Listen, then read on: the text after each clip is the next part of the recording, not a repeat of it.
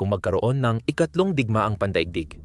Malamang, hindi ito magsisimula sa mga tangke na sumasalakay sa buong Europa.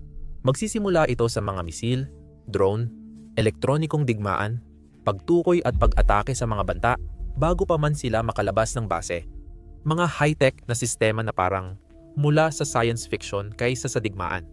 At yan mismo ang gustong ipakita ng China noong Setyembre 3, 2025 nang ang People's Liberation Army o PLA ay nagsagawa ng Victory Day Parade sa Beijing na opisyal na tinawag na Conference to Commemorate the 80th Anniversary of the Victory of the Chinese People. Digmaan ng paglaban sa pananakop ng Hapones at pandaigdigang anti-fascist. Ang haba ng pangalan. Taunang ginaganap ang parada para gunitain ang pagkatalo ng Hapon at ambag ng China sa pagtatapos ng ikalawang digmaang pandaigdig. Pero ang ipinakita ngayong taon ay ang banta ng pagsisimula ng ikatlong digmaang pandaigdig. Ang parada ay naging pagpapakita ng mga bagong sandata. Karamihan dito ay totoo, ngunit karamihan pa rin ay hindi pa nasusubukan sa labanan. Ilan ay kahangahangang gawa ng inhinyeriya, mga advanced na drone, mga laser defense system, at hypersonic na misil. Ang iba naman ay bagong-bago pa mula sa linya ng produksyon o nasa maagang yugto pa ng pagdevelop, kaya wala talagang nakakaalam kung paano sila gagana kapag kailangan na talaga. At kilala ang China na nagpapakita ng mga ambisyon imbes na totoong kagamitan sa mga nakaraang parada bilang propaganda. Pero iyon ang patibong. Sa bansang lihim tulad ng China at leader na si Xi Jinping, maaaring ito ang kinabukasan ng digmaan. Marami sa mga ito ay ginagamit na, ngunit ang iba ay prototypes pa lang na ilang taon pa bago mapagkakatiwalaan. O kaya'y mga konsepto pa lang sa drawing board. Maaaring hindi gumana sa totoong labanan ang epektibo sa laboratorio. Nakakatakot makita ang ballistic missile sa harap ng kamera. Pero kaya ba nitong tamaan ang gumagalaw na aircraft carrier na target nito? Ayon sa maraming analyst, hindi talaga ito. Ito ang kabalintunaan ng parada ng China. Teknolohiya na seryoso, pero na politika at naging palabas. Simulan natin sa mga dumalo.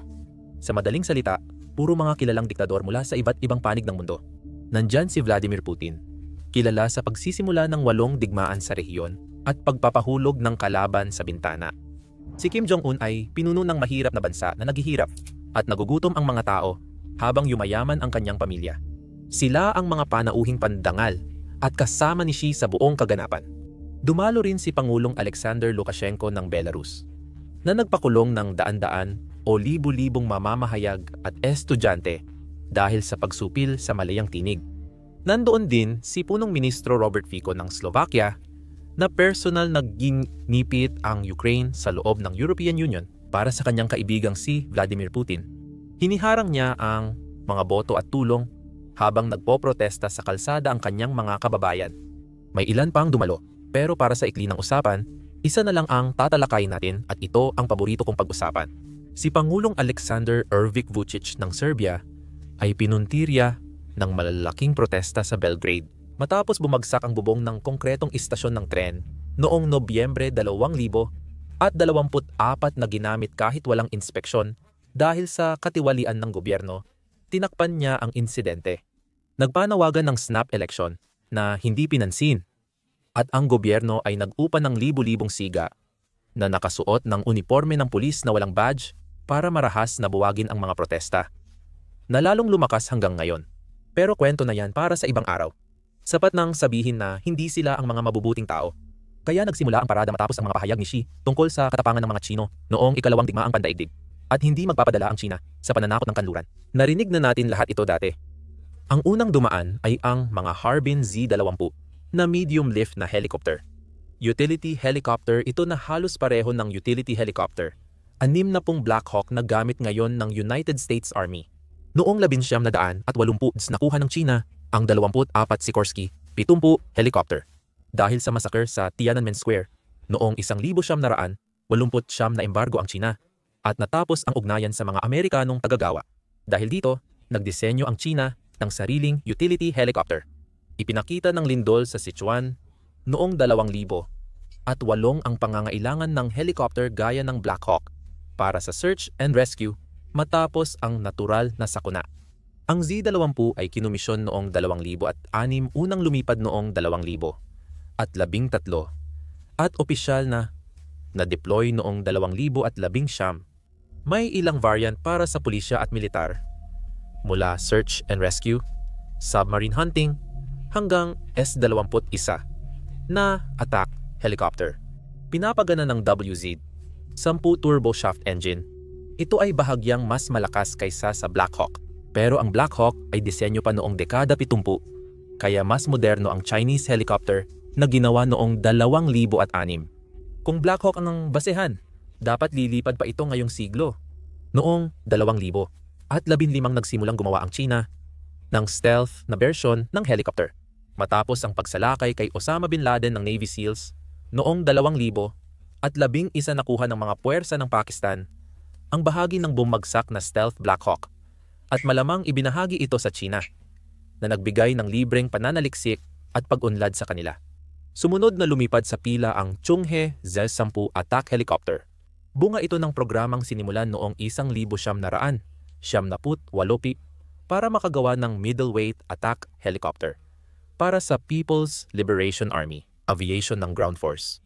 Ang sangay panghimpapawid ng PLA Ground Forces na itinatag noong 1988 nang lumipad ito noong 2000 at 3 matagal nang natapos ang magandang ugnayan ng China at kanluran dahil sa massacre sa Tiananmen Square.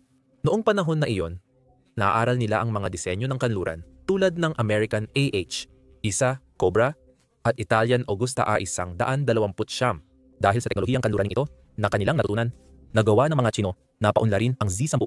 Bago ang Z-10 umaasa ang People's Liberation Army Ground Force sa attack na Harbin Z-Siyam. Pero ang Z-Siyam na isang lisensyadong Eurocopter Dolphin ay pangunahing isang utility helicopter at naging malinaw ang pangangailangan para sa isang dedikadong attack platform. Noong 1975, inatasan ng China si Kamolf na bumuo ng paunang disenyo para sa 6 toneladang helicopter na kilala bilang Project 941. Ngunit nang matapos ang paunang disenyo, kinuha ng mga Chino ang proyekto at tinapos ang disenyo. Tinawag nila itong Z-10 noong 1978. Lumipad ito noong 2003 at nagsimula sa serbisyo noong 2009. Dinisenyo ito pangunahin para sa ground attack ng mga tungkulin at may tampok itong tandem na cockpit, composite armored airframe na may low radar cross section, fly-by-wire avionics suite na may helmet-mounted sights, forward-looking infrared radar at laser warning receivers, at electronic countermeasures. Ang Z-10 ay unang nilagyan ng forward-mounted na 23mm at kalaunan ay 30mm na kanyon.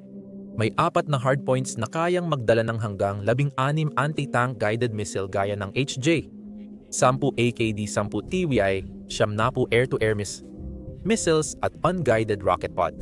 Sa madaling salita, ginagampanan nito ang parehong papel ng AH-64. Mas malaki, mabigat, at makapangyarihan ang Apache sa labanan.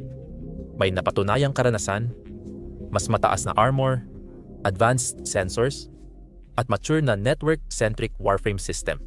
Mas magaan at compact ang Chinese Z-10 pero sa laban, Apache pa rin ang panalo. Sumunod sa mga Z-10 ang formation ng Z-20T attack helicopter. Ito ay isang weaponized na version ng Z-20 na pinag-usapan natin kanina, pero may mga hard point para sa mga rocket at missile.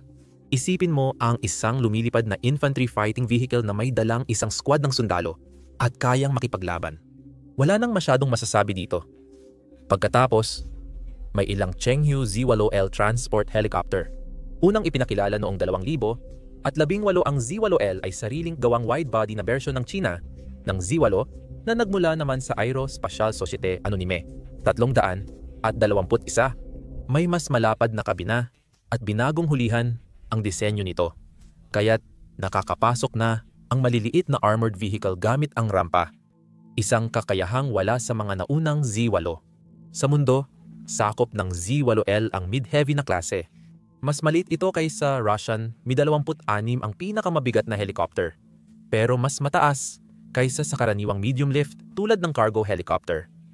47 Chinook at halos kapareho ng kapasidad ng United States cargo helicopter. 53K. Ngayon, Punta na tayo sa magagandang bagay. Una, ang PLA Type 79B pangunahing tangke ng labanan. Ang Type 79B, bagong heavy armor ng China, ay malaking pag-unlad kumpara sa iba pang Type 79 tanks. Tinatayang may bigat itong 55 tonelada. At sa papel, kahanga-hanga ito, may 125 mm na kanyon, makabagong mga sensor, aktibong mga sistema ng proteksyon, at liksi na kayang makipagsabayan sa mga nangungunang tangke ng kanluran. Batay ito sa Russian T-72 at gumagamit din ng carousel autoloader tulad ng T-72 ang Type 79. Dahil dito, madali silang tamaan ng malalakas na chain reaction na pagsabog tulad ng nakita sa maraming Russian tangke sa labanan sa Ukraine. Mas maganda ito kaysa sa mga dating Chinese tangke. Parang Russian T-14 armada, mukhang high-tech pero hindi pa nasusubok sa totoong labanan. Wala pang malakihang labanan sa lupa ang PLA, kaya di tiyak kung paano magpe-perform ang mga tangke nila laban sa NATO na may totoong karanasan sa labanan.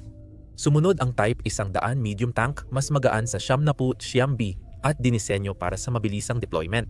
Pinupunan nito ang isang magandang puwang sa pagitan ng mabibigat na armor at mas magagaan na infantry fighting vehicles. Tinatayang 45 tonelada ang bigat nito. May unmanned turret na may 100 at 5 mm autoloaded na kanyon at may 100 at 27 mm at 700 at 62 mm na machine gun laban sa mga target sa lupa at drone. Ang crew ay nakaupo sa armoradong kompartamento at remote na kinokontrol ang mga armas. Gumagamit ang tangke ng hybrid electric system para mabawasan ang thermal signature sa labanan, maging sa lupa at drones. Astig ang konsepto ngayon. Pero bago pa lang ito, madalas kompromiso ang medium tank. Hindi kasing protektado ng heavy tank at di rin kasing liksi ng infantry fighting vehicle.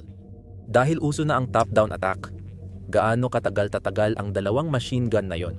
Parang ibang teknolohiyang Chino. Una lang nating nakita sa parada bago ginamit sa labanan. Mahirap sabihin kung nakuha ng PLA ang tamang balanse o gumawa lang ng panibagong pamparada. Kasama ng mga tangke ang mga bagong Type 100 support vehicles na ginawa para suportahan at takpan ang kahinaan ng mga tangke. Pareho silang kasi ng Type 100, pero 3 PEM autocannon ang gamit nila imbes na 100 at 5M kanyon, at pareho ring mas mabigat ang armor tulad ng Type 100. Napansin ng Global Times sa parada na ang Type 100 na tangke at support vehicle ay may makabagong itsura at iba't ibang photoelectric sensors sa turret at katawan. Pareho rin silang may remote weapon station at active protection system. Kahanga-hangang walang anti-tank missiles ang support vehicle. Nakakaiba para sa tangke na maliit ang baril. Isang bagay na meron ang support vehicle, gayunpaman, ay isang lugar para sa rotor wing drone na maaring ilagay sa likuran ng sasakyan. Malaki ang maitutulong nito sa pagpapataas ng kaalaman sa labanan sa pagitan ng Type 100 at ng mga konektadong support vehicles nito. Marahil ang pinakakagiliw-giliw na bagay ay ang headgear na suot ng mga crew. Parang suot nila ay makabagong augmented reality headset. Astig iyon, pero sino ang nakakaalam? Noong 2018 nagpakita ang mga Ruso ng battle robot sa Tech Forum. Pero tao lang pala sa loob, si Boris. Matapos ang mga tangke, itinampok naman sa entablado ang ZTL, 11 assault gun vehicle. Ang 8 gulong na plataporma ng baril na ito ay kahawig ng American Striker or Italian Centaurus. Matibay ang konsepto nito. Nagbibigay ito ng mabilis at madaling suportang malalaking baril sa infantry kapag kailangang gibain ang pader o pasabugin ang bunker. Kahit may saysay ang konsepto gaya ng sa Striker, mahirap pa rin tukuyin paano ito gagamitin sa aktwal. Ang mga Striker ay hinati sa infantry squad, inilagay sa sariling squad, ginamit bilang quick reaction force. Wala talagang gumana. Sa Poland, naisip din ang ganitong konsepto pero tinanggihan ng mga Polako. Kung lalagyan mo ng malaking baril ang isang sasakyang parang armored truck, magiging target ito at mahina sa survivability dahil hindi ito tangke. Ang ZTL 11 ay nakabase sa Type 08 chassis at nakakatuwa iyon. Ang Type 08 ay may tatlong iba't ibang version kung bibilangin mo ang listahan sa Wikipedia. Lahat mula sa off-road na armored ambulansya hanggang sa ganitong tank killer gunship na nakikita natin dito. Ang Type 08 family at pati na rin ang ZTL 11 ay pawang fully amphibious. Talagang kahanga-hanga, pero gaya ng nakita natin, mahirap bigyan ng lugar ang ganitong sandata sa Striker ng pinaka-veteranong militar. Ganun pa man, meron nito ang mga Chino at ipinapakita nila ito. Ang Norinco ZBL Siyam ay version ng Type 080 Siyam family na infantry fighting vehicle. Ang tungkulin nito ay ihatid ang 7 sundalo sa labanan gamit ang armored sasakyan at magbigay ng cover at fire support. Mayroon itong 30mm kanyon, 700 at 62mm coaxial machine gun at 3 anti-tank missiles. Kayang tiisin ng frontal armor ang 100 at 27mm na bala at 700 at 62mm sa side armor. Hindi man ito lubos na bulletproof. Nagbibigay pa rin ito ng proteksyon laban sa maliliit na armas at shrapnel. At mas mainam ito kaysa wala. Kasunod ng parada, narito ang PL Siyam self-propelled howitzer mula sa Type 080 Siyam family, ngayon ay field artillery variant na. Naalala mo nung sabi ko na may 33 klase ang Type 8 chassis, totoo yon. 2 pa kaysa Baskin-Robbins. Wala masyadong masasabi. Ito ang Naringo 8x8 na may 100 at 22 howitzer, tuloy na tayo. Ipinakita ng PLA ang bagong tracked airborne combat vehicle na dinisenyo para ihulog mula sa UN-20 transport aircraft. Ginagawang mobile armored strike forces ang mga paratrooper na may magaan na kagamitan kapag sila ay bumaba na sa lupa. Kasama sa mga sasakyan ang isang armored personnel carrier na bahagyang armado pero may mga misil, granada launcher at machine gun. May kasama ring infantry fighting vehicle na may anti-tank missiles at 30mm autocannon. Ang bagong airborne assault vehicle na ito ay tracked mortar system para sa indirect fire. Klasiko pero epektibo sa laban kung ang kalaban ay nakatago at hindi kita. Magkasama, isa silang modular na plataforma na pwedeng i-configure para sa fire support, reconnaissance, o logistics na bumubuo ng self-contained combined arms teams kasama ang airborne troops. Lahat ng tatlo ay may reactive at active defense systems, remote-controlled weapon stations, at mas mataas na situational awareness gamit ang advanced photoelectric sensors. Tinukoy ng mga analyst ng China ang debut bilang malaking hakbang sa mobility, survivability, at automation na nagbibigay daw sa airborne troops ng PLA ng kalamangan sa armor sa likod ng linya ng kalaban. Ang sumunod na dumaan ay isang long-range artillery formation. Pero ang long-range artillery ay long-range artillery pa rin at ganyan na ito sa loob ng isang siglo. Ang mga bala ang talagang interesting na bahagi. Pero ibang usapan na yan para sa ibang araw. Kasunod ng long-range artillery ay ang PCL, isang siyam na isa, multiple launch rocket systems, na kilala rin bilang PHL, 16. Bago pa ito kasi sinimulang gamitin noong 2019. Ang sistemang ito ay nakakabit sa 8x8 na truck na pinapagana ng 6 na baterya.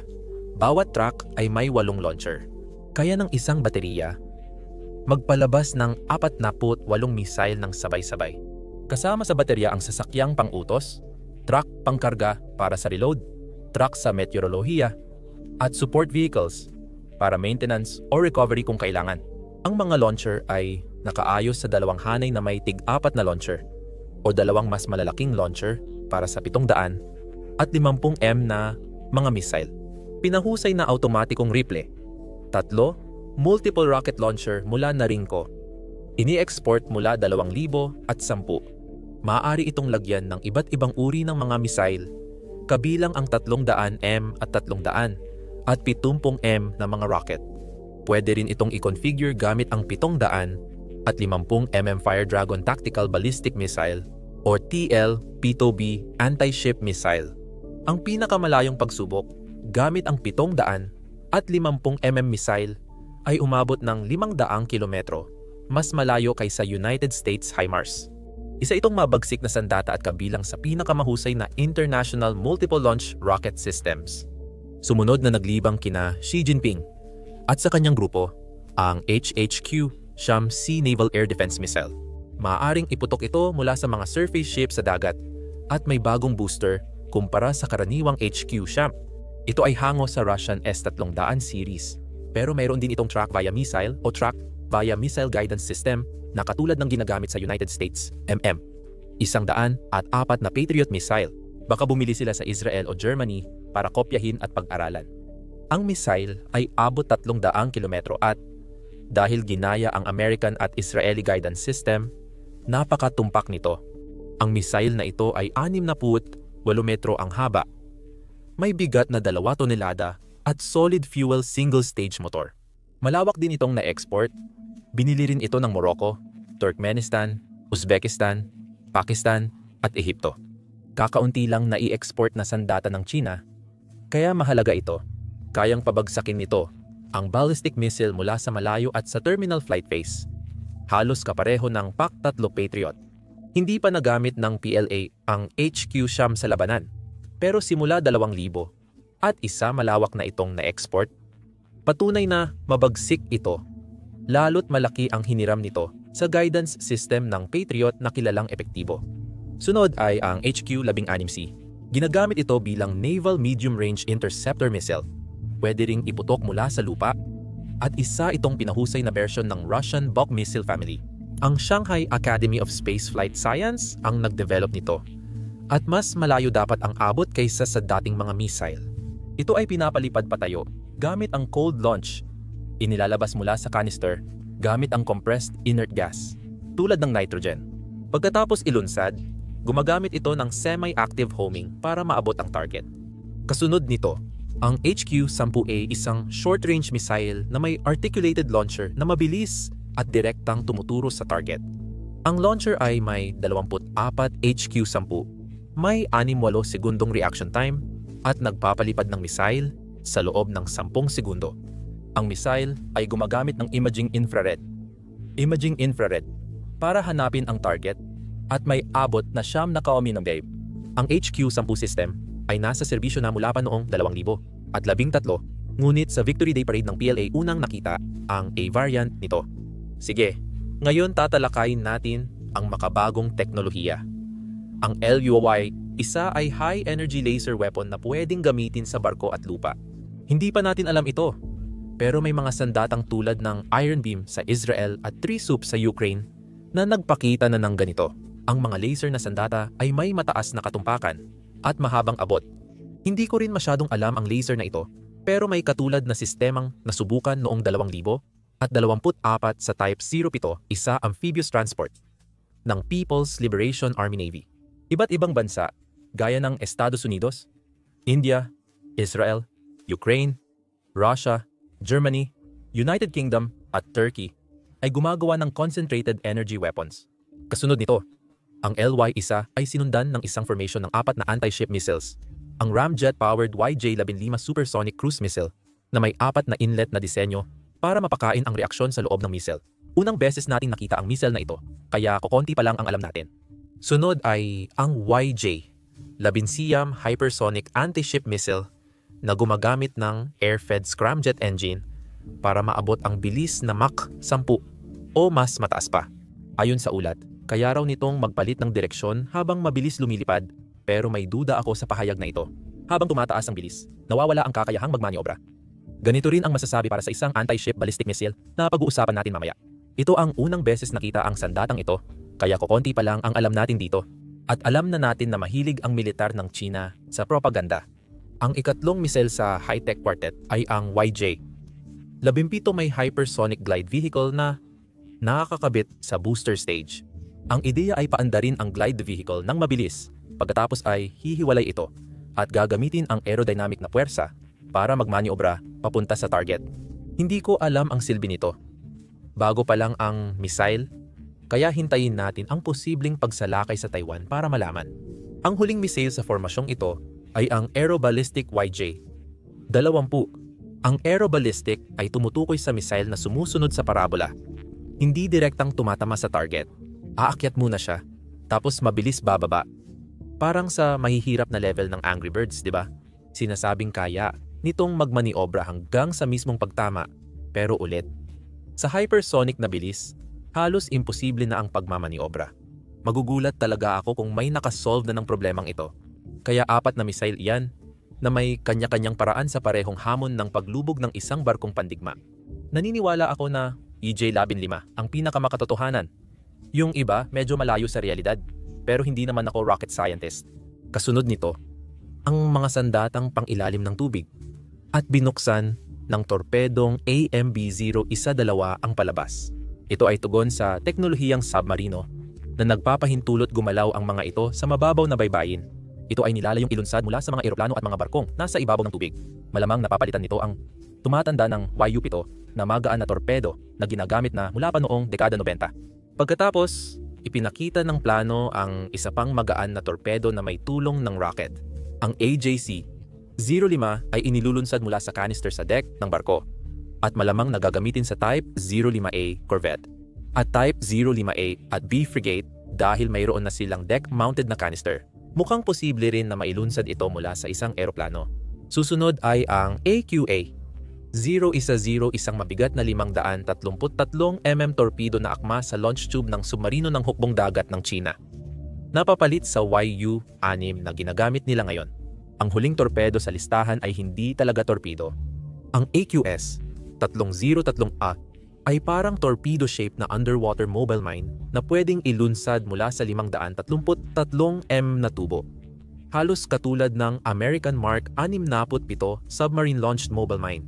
Ipinakita ang 6 na anti-air missile systems na may iba't ibang kakayahan at abot. Simula sa HQ, 11 Terminal Defense System.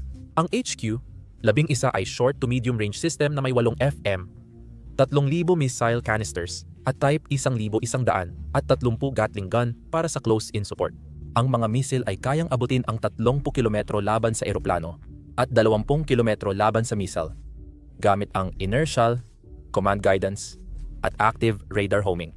Ang sistema ay nakakabit sa Walox-Walo chassis at sinamahan ng radar truck na may rotary-phased array radar. Kahawig ito ng Russian Pantsir S-1 pero may sariling radar ang Pantsir kaya nitong gumana mag-isa sa isang truck. Pagkatapos, naroon ang HQ-Shyam-C at ang pandagat nitong katumbas, ang HHQ-Shyam-C. Ang HQ-Shyam-C ay sistemang nakakabit sa truck. Bawat 8 gulong na truck ay may 4 na launcher na itinatayo-patayo bago magpaputok. Wala ring booster stage ang HQ-Shyam-C, hindi tulad ng pandagat nitong kamag-anak. Dahil wala tayong masabi sa rocket, pag-usapan na lang natin kung saan nagmula ang mga katutubong Chinese na anti-air missile. Nagsimula ang anti-air missile program ng China noong 1950 S sa tulong ng Soviet na nagbigay ng S-75 Davina, Societe Anonyme 2 system. Ang uri ring ginamit na pampabagsak sa U-2 ni Gary Powers sa Ural Mountains dahil sa Sino-Soviet split noong 1960 naputol ang ugnayan kaya napilitang kopyahin at pag-eksperimentuhan ng Beijing ang Societe Anonyme 2 sa loob ng dekada. Ang lahat ng missile na tinatalakay natin ay nagmula sa seryeng Hongqi, HQ o Red Banner Series. Dahil sa mabagal na progreso at kaguluhan noong Cultural Revolution, napag-iwanan ang China sa air defense technology ng Soviet at Amerika. Noong dekada 90, muling nagkaroon ng access ang China sa teknolohiya ng Russia at sinimulang imodernisa ang HQ-Shyam gamit ang mga bahagi ng S-300 sariling inobasyon at reverse-engineered na teknolohiyang kanluranin. Balik tayo sa palabas. Sunod, nakita natin ang HQ. 20 missiles system, isang truck-mounted system na may dalang hindi bababa sa 8 maliit na interceptor missiles. Unang beses itong nakita sa publiko at kahawig ng HQ-Shyam series, pero mas payat ang missiles. Kaunti lang ang alam sa mga sistemang ito, pero sabi ng mga analyst, ito ay medium-range system sa pagitan ng HQ-11 at HQ-22. Yan ang tatalakayin natin sa susunod. Na-deploy ang HQ-22 mula 2,000 at 11, isang medium to long-range system na may abot na 100 km gamit ang FK. 3 missiles at 100 at 70 km gamit ang HQ-22. Katulad ito ng United States Patriot Systems na gumagamit ng PAC-2 at PAC-3 missiles, depende sa target. Ang HQ-22 battery ay binubuo ng 4 transporter erector, launchers, at isang radar command truck na kayang mag-track ng hanggang 6 na target sabay-sabay. Ang missile ay semi-active radar-guided ngunit pwedeng gumamit ng command guidance mula radar truck kapag may malakas na radar jamming. Noong 2000 at 11 bumili ang Serbia ng HQ-22 kaya ito ang unang Chinese missile system na na-export sa Europa. Noong 2000 at 21 iniulat ng India ang deployment ng Chinese HQ. 22 units malapit sa hangganan ng Ladakh, usapang magkaibigang kapitbahay. Pagkatapos ng HQ, 22 tatalakayin natin ang ilan sa mga napaka-interesanteng anti-ballistic missiles simula sa HQ. Labinsiyam, ang HQ-11 ay ang susunod na henerasyon ng anti-ballistic missile o anti-ballistic missile at anti-satellite o anti-satellite system ng China. Ginawa ito bilang mas advanced na version ng Xiam Long-Range Surface-to-Air Missile. Binuo sa ilalim ng 863 program noong 1990, dekada unang matagumpay na nasubok ito noong 1999, at napatunayang kaya nitong tamaan ang mga target sa mataas na altitude at bilis. Pumasok ang sistema sa limitadong operasyon noong 2018 at opisyal na ipinakita sa 2024 Zhuhai Airshow. Dinisenyo ito para saluhin ang medium at intermediate range ballistic missiles sa mid-course at terminal phases hanggang 200 kilometro taas. Ang HQ-11 ay katulad ng United States DAD system at kayang tumbasan ang mga intercontinental ballistic missile at low-orbit satellites. Pinagsasama ng sistema ang radar at infrared na paggabay at pinapagana ng dual-pulsed, 2-stage solid propellant rocket engine na may specific impulse na mga 200 at 60 segundo. Ang missile ay may direct impact kinetic kill vehicle na gawa sa carbon fiber composites. Kayang tiisin ang 60 Gs sa galaw. Ang usapin tungkol sa G-forces ay lalabas mamaya sa talakayan, kaya tandaan mo ang numerong 60 Gs sa iyong isipan. Noong Hunyo 2025, inanunsyo ng Pakistan ang planong kumuha ng HQ-11 na nagpapakita ng tumataas na interes ng ibang bansa sa depensa ng missile ng China. Ang susunod na anti-ballistic missile na ipinakita, ang HQ-20 ang pinaka-interesante para sa akin sa parada. Ang HQ-20 ay isang 75 metrong missile na idinisenyo para saluhin ang mga ballistic missile habang nasa kalawakan bago ito pumasok sa atmosfera. Iniulat na may saklaw na lampas, 500 kilometro. Maikukumpara ito sa IRM, 100 at 61 SM-3 Block 2A ng Estados Unidos para sa mid-course anti-ballistic missile defense o satellite interception. Kaunti lang ang detalye tungkol sa misil, pero ang paglilipat ng labanan sa kalawakan ay may malalim na kahulugan. Isang siglo na ang lumipas, noong kakaunti pa lang ang kotse at kabayo pa ang gamit sa mga probinsya sa kariton. Nakakabigla kung gaano na tayo kalayo ang narating sa maikling panahon at ang paraan ng ating pakikidigma ay sumasalamin doon. Bagamat mga sandata ng digmaan ito, ipinagmamalaki ko talaga bilang tao. Kasunod ng mga misil, nakita namin ang Dongfeng Mengshi na all-terrain vehicle na parang Humvee, 6 ang gulong at may 10 kilowatt na laser. Sunod na ipinakita ang Type 600 at 25 na truck na may 25mm rotary autocannon at manpad misil para depensa laban sa maliliit o malalapit na target sa ere. May FK 3000 na mas malaking truck pangdepensa. May 30mm autocannon at hanggang 76 na maliliit na surface-to-air missile. Sumunod, laser na 50 kilowatts. Tapos mga truck na may malalaking waffle array sa ibabaw. Inanunsyo itong short-range microwave na sandata na kayang iprito ang maraming drone sa isang lugar ng sabay-sabay. Hindi lang isa. Iyon na ang huli sa anti-air system. Ngayon, titingnan natin ang isa pang kahangahangang gawa ng inhinyeriya. Dumaan sa harap ng grandstand ang isang prosesyon ng advanced, autonomong mga sistema na walang tao. Marami sa mga teknolohiya ay pangarap pa lang at nasa development stage pa. Pero ang gobyerno ng China, kung gaano natin sila mapagkakatiwalaan, ay nagsasabing lahat ng mga sistemang ito ay kasalukuyang ginagamit na. Ang unang automated na sistema na nakita namin ay ang ZRY 222. Isa itong maliit na robot na panglaban na may mga truck na tinatayang 1.5 metro ang haba, na may mga machine gun at mga misil. Sumunod ang ZRZ, 100 maliit na tangke na may 8 gulong, tore at machine gun. Para itong maliit na version ng Puma armored car ng mga Aleman noong ikalawang digmaang pandaigdig. Sumunod dito ang mas malaking walang taong sasakyan na may truck para alisin ang mga mina. At ang huli ay ang CWE 200 at 21 utility vehicle, isang flat top na platapormang may 6 na gulong. May hawak na malaking quadcopter at sinasamahan ng 2 robot aso para sa reconnaissance sa magaspang na lugar. Di gaanong kilala ang mga sandatang ito, pero nagtagumpay ang Ukraine sa paggamit ng maliliit na robot na tangke, kaya matibay ang konsepto. Kasunod nito, ang mga walang tao na pandagat na sandata gaya ng HSU 100. Ito ay 15 metrong submarino na walang conning tower. May mga nababawi itong sensor at antena para sa pangangalap ng impormasyon at pagmamanman. Sa likod, May patrol boat na di kilala ang pangalan at walang tao. May likurang espasyo ito para sa passive sensor na tumutukoy ng submarino o active sonar na naghahanap ng mina. Ang huling maritime unmanned system na nagparada ay ang AJX-200 na submersible. Kasing haba ito ng HSU, 100 pero mas makitid. Ayon sa mga Chinese na nagkomento, malamang gumagamit ito ng pump jet technology para mabawasan ang ingay at nabanggit din nila ang cruciform na timon. Malamang para makagawa ng mas mahigpit na mga maniobra sa ilalim ng dagat. Wala itong mga sensor at antena ng HSU. 100, sumunod sa mga unmanned na sasakyang pandagat ang mga unmanned aerial vehicle gaya ng JAM. 20, isang malaki at modernong flying wing design. Ito ay drone na walang buntot, pang ground attack at mukhang napaka-stealth. Update ito sa disenyo ng GJ, 11 matulis na espada, na unang lumipad noong 2013 at mas marami na tayong kumpirmadong impormasyon tungkol dito.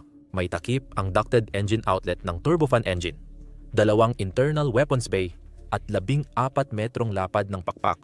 Sunod ay ang Chengdu GJ, isang anyong pamilyar sa ating lahat.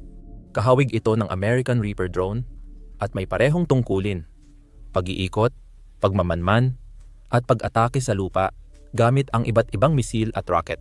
Hindi na nakakagulat dahil nasa serbisyo na ng PLA ito mula 2000 at 17 kasunod ang 4 na unmanned fighter jets ng iba't ibang uri. Ang Type A ay tailless lambda wing, Type B ay tailless delta wing, at Type D ay canted tail delta wing. May manned-unmanned capability ito.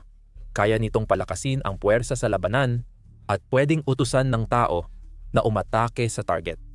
May programa rin ang kanluran na Loyal Wingman Advanced Development Program na nagbunga ng Boeing MQ-28 Ghost Bat.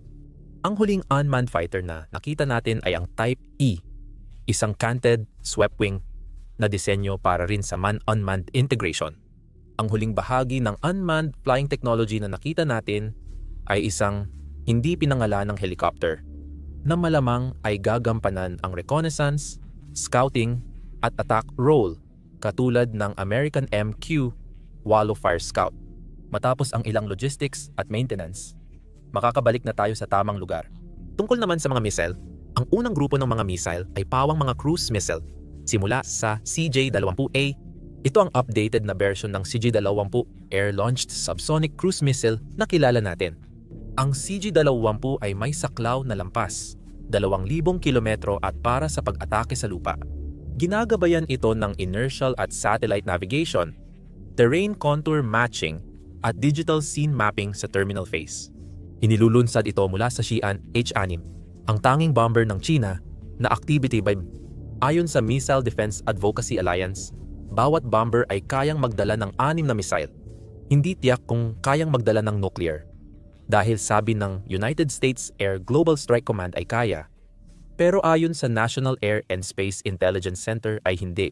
Kahit ano paman, mahaba ang 2,000 kilometro, lalo na kung isasama mo pa ang 3,000 kilometro na abot ng H-6 bomber na nagdadala nito.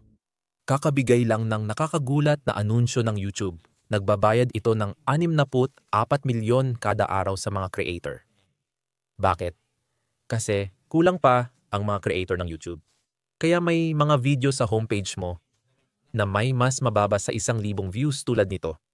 Hindi ibig sabihin nito na lahat kailangan mag-umpisa ng sariling channel. Pero kung naisip mo na ring magsimula ng YouTube channel o isang faceless na YouTube channel tulad nito, ngayon ang tamang panahon.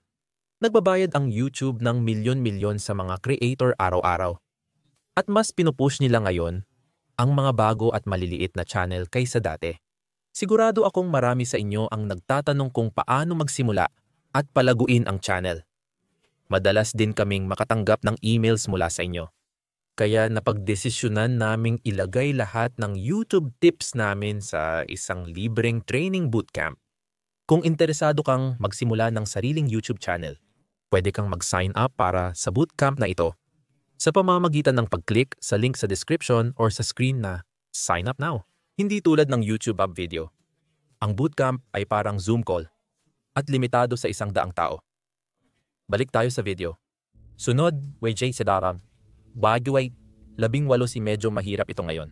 Anti-ship glide vehicle ito na may ikling pakpak. Abot 500 at 40 kilometro at kayang lumipad sa Mach 0.8 papunta sa target. Sa huling bahagi ng pag-atake, bumibilis ito hanggang Mach 3 at gumagamit ng inertial navigation at Chinese Baidu satellite system para mahanap ang target. Batay ito sa Russian caliber missile na nagdulot ng malaking pinsala sa Ukraine. Ang nakakagulat, ang variant na ito ay ginawa para maitago sa shipping container. Nariyan din ang CJ, 1,001 air-breathing scramjet na hypersonic laban sa barko, at iba pang gumagalaw na target.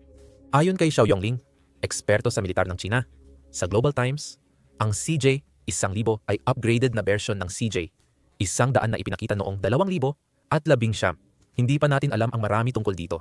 Dahil sa mataas nitong bilis at kakayahang magmanyobra, ang CJ 1,000 ay gagamitin para tamaan ang mga target na mahigpit ang depensa at sensitibo sa oras na may mataas na halaga, ayon sa eksperto. Ngayon, tatalakayin natin ang koleksyon ng hypersonic na misil. Simula sa YJ, 21 ang hypersonic anti-ship ballistic missile ng China. Ginamit ito ng People's Liberation Army Navy noong 2000 at 22. At inilunsad ang air-launched KD, 22 noong 2000 at 24. Ayon sa PLA, lumilipad ito sa pagitan ng Mach 6 sa mid-course at umaabot hanggang Mach 10 sa terminal phase nito. May saklaw itong 1,200 at 500 kilometro at may inertial navigation at radar infrared seekers. Unang ginamit sa Type 055 destroyer gamit ang vertical launch systems.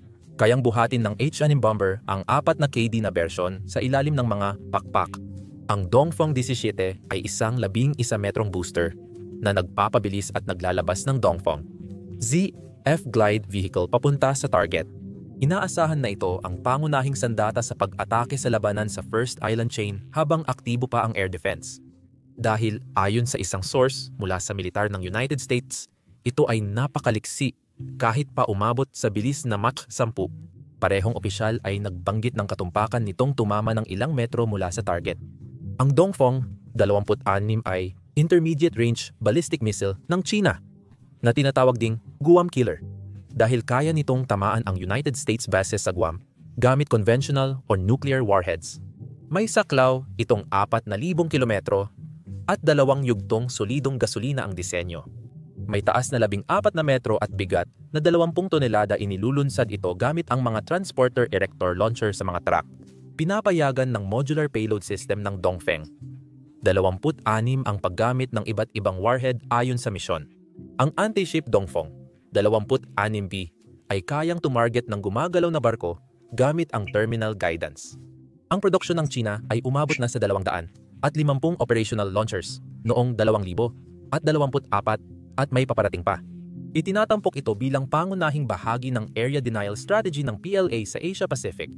Inilalarawan ito ng mga analyst bilang isa sa pinakamapanganib na misil sa arsenal ng China, na kayang magsagawa ng mga precision strike at nagpapahirap sa plano ng depensa ng United States sakaling magkaroon ng labanan. Hindi ako sigurado kung kaya nitong tamaan ang gumagalaw na barko at nagduda ako nang marinig ko ito kamakailan, kaya nagkwenta ako at nalaman ko na ang pagwawasto ng direksyon ng 10 kilometro na halos ganoon kalayo ang maaaring galawin ng isang aircraft carrier sa kahit anong direksyon agad pagkatapos ng paglulunsad. Kailangan talaga ng oras para makarating at bumaba sa kalawakan. Ang natutunan ko ay ang Mach 10 sa mas makapal na hangin sa loob ng ating atmosfera ay maglalagay ng humigit kumulang 500 at 30 libra ng puwersa sa isang 1 metrong palikpik. Ang Dongfeng 26 ay umaabot sa Mach 20. Kaya, ang eksaktong pagtama sa isang gumagalaw na barko na 200 at 50 talampakan lang ang lapad ay parang medyo hype lang para sa akin. Ginagamit ko lang ang mga pangkalahatang bilang gaya ng 10 minutong biyahe sa kalawakan at 10 kilometro ng di-tiyak na galaw. Kung titingnan mo ang mga numero, tama naman para sa kalkulasyong ito. Pagkatapos, may 5 nuclear missiles, JTL, isa JGL-3, Dongfeng, 61 Dongfeng, 31 at Dongfeng 5C. Sa Setyembre 3, unang ipinakita ang JEL. Ito ang unang opisyal na nuclear-capable air-launched ballistic missile ng China na kumompleto sa kanilang triad ng land, sea, at air delivery systems. Ikinabit ito sa H-6 bomber. Ang JL-1 ay dalawa-stage solid fuel na galing sa Dongfeng. 21 series na may dalawang posibleng configuration, double cone tip or hypersonic glide vehicle. Ang epektibong saklaw nito ay 8,000 kilometro na nagpapalawak sa abot ng atake ng China dahil sa taas at bilis ng eroplanong nagdadala. Ang JL-3, ang ikatlong henerasyong solid fuel submarine-launched ballistic missile ng China. Nakadeploy na ito sa Type 70, 4A Jin-class submarines na may kakayahang magdala ng 12 JL-3 bawat isa. May mga planong gamitin ito sa mas stealth na Type 76. At ito ay malaking pag-upgrade kumpara sa mas lumang JL-2. Unang sinubukan noong 2000 at 18,2000 at 19 nilagyan ng armas sa mga submarino noong 2022 at ipinakita sa publiko sa 2025 Victory Day Parade. Cold launch ang gamit nito para ilabas mula canister bago sindihan. May abot na 9,200 at 12 kilometro kayang tamaan ng JL. 3. Ang mainland United States o Europa mula sa protektadong tubig sa China. Ayon sa ulat, nagdadala ito ng 3 hanggang 5 warheads o countermeasure na independent re-entry vehicles. Ginagabayan ng Astro Inertial Plus by Dow Satellite Systems. Ang Astro Inertial Navigation ay isang napaka-interesanting paksa at dapat nating itong pag-usapan sa lalong madaling panahon. Game changer ito para sa seaborne nuclear strategy ng China dahil malaki ang agwat nila sa Estados Unidos at Russia sa laki ng subfleet. 6 lang ang pinapatakbo nitong Type 74S bawat isa may 12 misil. Kahit mukhang marami ang 72 intercontinental ballistic missiles na may nuclear warheads, totoo namang marami iyon. May 13 ballistic missile submarines ang Russia na may 16 na misil bawat isa, kaya 208 lahat ng misil. Sa ang bahagi man ng dagat sa mundo, may parehong armas ang Estados Unidos. Kahit mabilis magtayo ng submarino ang China, malayo pa rin sila sa ibang makapangyarihang bansa sa larangang ito. Mahalaga sa kanila ang sandatang may mahabang abot dahil malaki ang mundo. Dumating ang Dongfeng. 61 sakay ng malaking 16 gulong na carrier at higit 20 metro ang haba. Malamang na ito ang kapalit ng Dongfeng. 41, hindi natin alam kung ano ang mga na-improve dito. Pinaniniwalaang ang Dongfeng 61 ay may saklaw na 12,000-15,000 kilometro at kayang magdala ng maraming independent targetable re-entry vehicles. Ginagawa itong katapat ng Minuteman III ng Amerika at RS, 24 YARS ng Rusya. Ang Dongfeng 61 ay kahawig ng laki at deployment ng Dongfeng 41. Nakausli sila sa magkabilang dulo ng malalaking canister nila. Ipinapahiwatig na maaari itong evolusyonaryong kahalili o parallel na disenyo para palawakin ang nuclear arsenal ng China. Bagamat lihim ang detalye, naniniwala ang mga analyst na posibleng mas malayo ang abot, mas malaki ang payload, at mas flexible o matibay ito kaysa Dongfeng. 41. Kasabay ng JL, 3 submarine missiles at air-launched na JL-1, ipinapakita ni Xi Jinping ang banta sa mundo. Nais niyang ibalik ang alamat ng Imperyong Chino na siya ang sentro ng kasaysayan. Tama lang na pinanood niya ang palabas kasama ang isang tulad ni Putin na may parehong delusyon. Mali ang kasaysayan at sila ang magtatama nito. Isa pang nagparada mula sa Rocket Force ng People's Liberation Army ay ang Dongfeng 31 BJ. Isa na naman itong napakalaking rocket. Bagamat mas maliit ito kaysa Dongfeng 61, malaki pa rin ang rocket na ito. Ang lumang Dongfeng 31 ay 15 metro ang taas at 42,000 kilo. Pero mas malaki na ngayon ang bagong rocket. Halos kapareho ng Dongfeng 41. Ang B at J na designasyon ay tila tanda ng upgrade sa paglalagay o pag-imbak nito. Ang misil ay nakaimbak sa mga launch silo na matatagpuan sa Yumin at Hami, kung saan daan-daang silo ang ginagawa ngayon. Kasabay ito ng matinding pagtaas ng produksyon ng mga misil na nangyayari rin sa parehong panahon. Ang mga pag-unlad na ito at iba pang lihim na military innovations ng PLCA nag-aalala sa mga Western analyst. Ang huling misil na ipinakita ay marahil ang pinakamatandang teknolohiya na ipinamalas ng China, kahit na ito ay isang in-upgrade na version. Ito ang napakalaking Dongfeng 5C na hinati-hati sa mga bahagi. Walang sasakyan na kayang buhatin iyon, maliban kung gagamit ng crawler transporter na ginagamit sa mga pasilidad ng paglulunsad ng sasakyang pangkalawakan. 35 metro ang haba nito, 200 tonelada ang bigat, at ginagamit na ang base model mula 1,980 at 80. Kayang maglunsad ng 12 magkakahiwalay na 1 megaton warhead ang pinahusay na bersyong C. Sa ngayon, parang hindi nakalakihan ang 1 megaton. Para magka-ideya ka, ang little boy na sumira sa Hiroshima ay 0.0, 15 megaton na bomba. Isipin mo, 12 nuclear warhead na lumilipad sa Mach 22, 66 na beses na mas malakas ang bawat isa kaysa bombang sumira sa Hiroshima. Nakakakilabot talaga. Ngayong natakot na tayong lahat, kunin na ang binocular at magsisimula na ang airshow.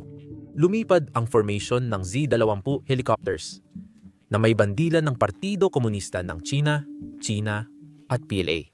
Napag-usapan na ang helicopter at mga bandila. Kasama ng Z-20, may 2 Chenghu Z-10 attack helicopters na tinalakay na rin. Tama, sumunod sa Z-20 at Z-10 ang grupo ng Harbin Z-11 Siam light attack helicopters na umabot sa 80 ang bilang. Pagunita ito sa ika-80 taon ng pagtatapos ng Pacific Theater at ng ikalawang digmaang pandaigdig. Kung ang Z-10 ay Apache ng China, ang Z-11 Siam ay Cobra ng China. Ang helicopter na ito ay tandem seat na attack at recon, ginawa bilang kapalit ng Harbin Z-Siam, isang Eurocopter Dolphin na lisensyadong ginawa. Unang lumipad ito noong 2011 at ginamit mula 2012. Pinapagana ito ng 2 WZ 8 turboshaft engine. May 4 na talim ang main rotor at shrouded tail rotor na astig ang itsura.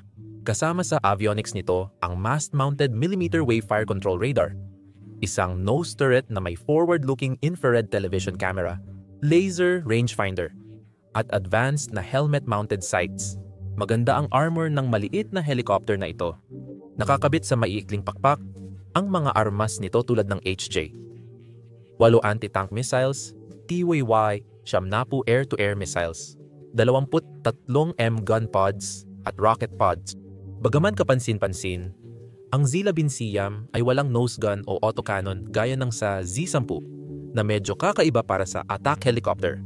Mayroong export variant, ang Z-11 Siam E, na unang pinalipad noong 2017 na may dagdag na interes para sa export at mga upgrade na naaayon sa pangangailangan ng mga international na customer.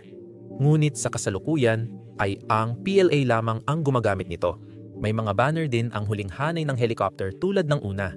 Sabi nila, magwawagi ang katarungan, kapayapaan at mga tao. 3 Z-8L ang nagdala nito. May 2 Z-20T sa magkabilang gilid na nakapormasyon. Ang unang lumipad na eroplanong walang rotor ay mula sa Airborne Early Warning and Control Group, pinangunahan ng Shunshikeje 500. Ang KG-500 ay ikatlong henerasyon na Airborne Early Warning at Control platform ng China. Inilunsad noong 2015. Gumagamit ito ng nakapirming 3 panel na active electronically scanned array radar na nakalagay sa isang dorsal radome sa ibabaw ng eroplano. Maaari itong magpalipad ng humigit kumulang 12 oras. At ang radar nito ay kayang subaybayan ang 60 hanggang 100 target ng sabay-sabay sa loob ng 470 kilometro. Kamakailan lang unang na-deploy sa ibang bansa sa Eagles of Civilization 2000 at 25 drills sa Ehipto. Sumunod ay isang KJ-600 Airborne Early Warning at C na eroplano. Twin turboprop itong eroplano para pagmamanman na halos kapareho ng American E-2 Hawkeye para ito sa aircraft carrier. Unang lumipad noong 2020 pero opisyal na ipinakilala sa serbisyo sa parada. Dahil sa masiselang electronics at radar, kailangan nito ng electromagnetic catapult launch ng Fujian class at hindi pwedeng gumamit ng ski jump takeoff.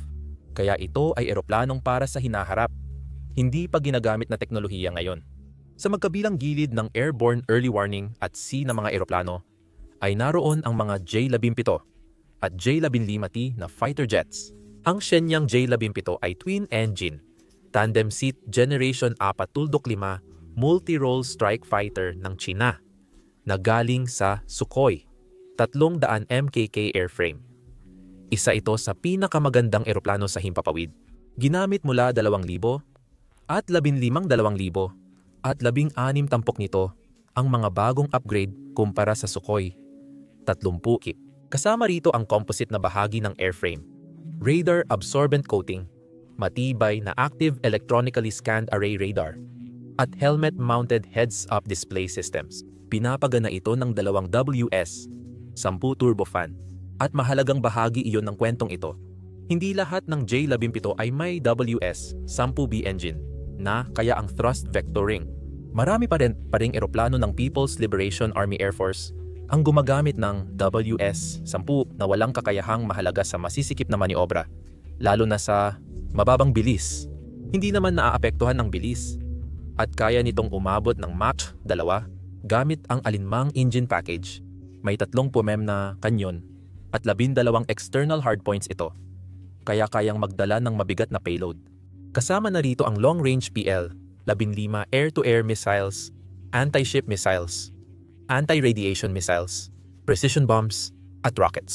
Meron ding electronic warfare, suppression of enemy air defenses variant, ang J-16D na pinalitan ang infrared tracking system at kanyon nito ng internal electronic warfare suites at wingtip pods para sa electronic suppression ng mga air defense ng kalaban.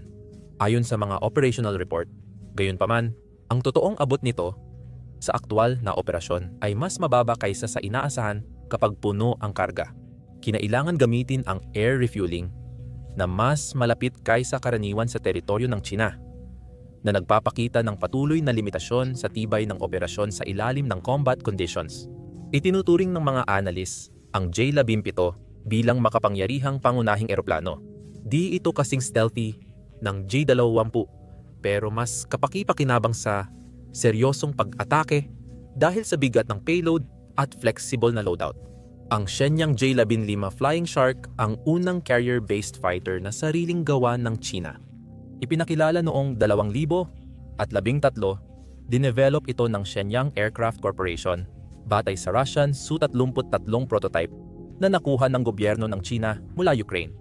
Kayang umabot sa Mach 2 ang bilis nito at magdala ng 6,000 kilo ng sandata gaya ng PL-8 at PL-12 air-to-air missiles. Ang eroplano ay may fly-by-wire flight control system at may pinatibay na airframe para kayanin ang stress ng carrier operations. Ang J-15 ay na-deploy sa mga aircraft carrier ng China gaya ng Liaoning at Shandong. Ang J-15T sa parada ay pinahusay na bersyon, unang lumitaw. 2016 at opisyal na ipinakilala. 2024. Ang J-15T ay may bagong radar na compatible sa PL-10 at PL-15 air-to-air missiles. Ang cockpit ng eroplano ay may bagong heads-up display at mas mahusay na kontrol para sa catapult launches, na magiging karaniwan pag operational na ang Fujian class. Na-modify ito para sa catapult-assisted takeoff at arrested recovery o CATABAR. Ang susunod na lumipad na formation ay ang Specialist Group. Lahat ay nakabase sa Shanxi Weisham airframe na isang transport plane na gumagamit ng 4 na turboprop. Kasama rito ang anti-submarine, electronic intelligence, at electronic warfare variant. At sinamahan sila ng mga J-17. Kasunod ng mga Yusham ay isang Xi'an U-20A at U-20B. Ito ay mga heavy lift cargo plane na parang American Globemaster. Bagamat ang kanilang payload na 66 na tonelada ay mas mababa kaysa sa Globemaster na 77 tonelada. Nakita namin ang mga bomber. Isa lang ang ginagawang bomber ng China, ang Xi'an H-6. Lisensyadong version ng Soviet Tu. 16 na malayo na ang inunlad mula sa 70 taong gulang nitong orihinal na disenyo. Ang mga version sa parada ay K, J, at N. Ang modernisadong H-6K ay may turbofan engines, composite na estruktura, pinahusay na radar sa bagong disenyo ng ilong, at kayang magdala ng 6 na CJ-10A cruise missiles. Pinalitan ang lumang baril at salamin. Ang H-6J na version ng H-6K ay ginagamit ng hukbong dagat ng People's Liberation Army. Pinalawak ng H-6N ang plataporma gamit ang in-flight aerial refueling at kakayahang maglunsad ng ballistic missile mula sa ere. Nakitang-kita sa refueling probe nito. Pagkatapos may ilang refueler, tapos mga fighter. Ang unang fighter ay ang electronic warfare variant ng J-17 na tinatawag na J-17D.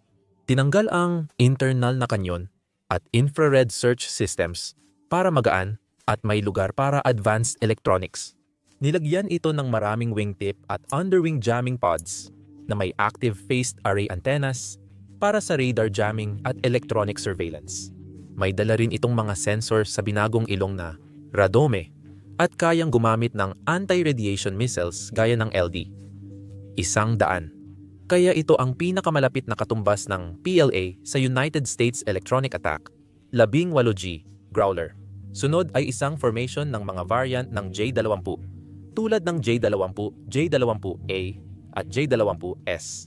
Ang J-20 Mighty Dragon ay ang unang operational stealth fighter ng China na dinevelop ng Chengdu Aircraft Industry Group para sa PLA Air Force bilang isang long-range, multi-role air superiority platform. Ang J-20 ipinakilala noong 2000 at 17 ay may Canard Delta Aerodynamics, blended fuselage na may internal weapons base at dating pinapagana ng Russian AL.